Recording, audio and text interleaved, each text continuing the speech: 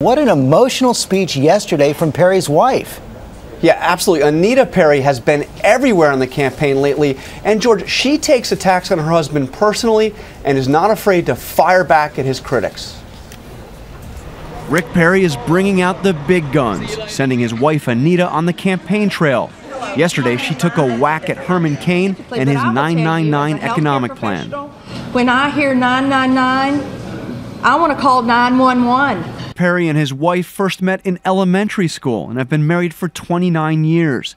She's his most forceful advocate. It's kind of been a brutal month, but we are survivors and we're warriors and we're climbing up that hill to try to save America. Perry zoomed to the top when he got into the race 2 months ago. Since then, he has been in something of a free fall, in one poll dropping 22 points. His campaign has been stymied by bad debate performances. He was before these social programs. Anita Perry accused the other candidates of ganging up on her husband. I think the debates have been unfair.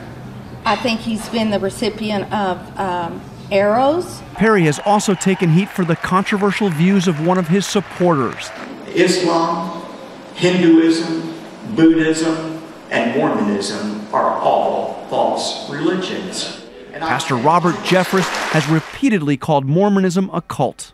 And it's not just Mormons he's insulted. In a sermon last year, he called Catholicism the genius of Satan. Much of what you see in the Catholic Church today doesn't come from God's Word. It comes from this cult-like pagan religion.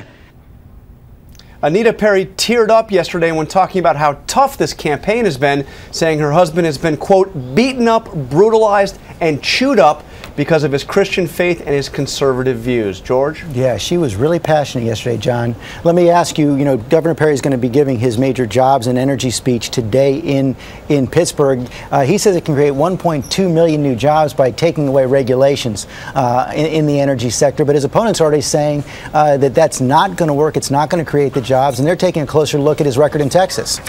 They sure are, George. If you remember, when Perry got into this race, he got into it as the jobs governor, the person who presided over Texas at a time when Texas led the nation in job creation.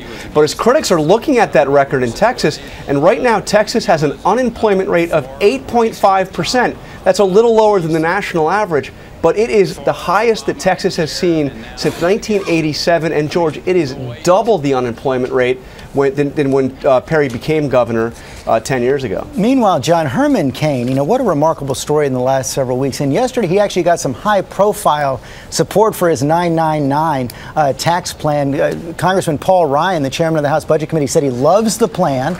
And you saw Governor Haley Barbour of Mississippi saying he thinks Cain could sweep the South in a general election. Yeah, this is incredible. Cain has come out of nowhere. He's really had no major support. There have been no major endorsements of his campaign. But he has he's starting to take off, obviously leading in some polls. And as you say, two major Republican figures now not endorsing him, but saying very good things about his campaign. Okay, John, thanks very much.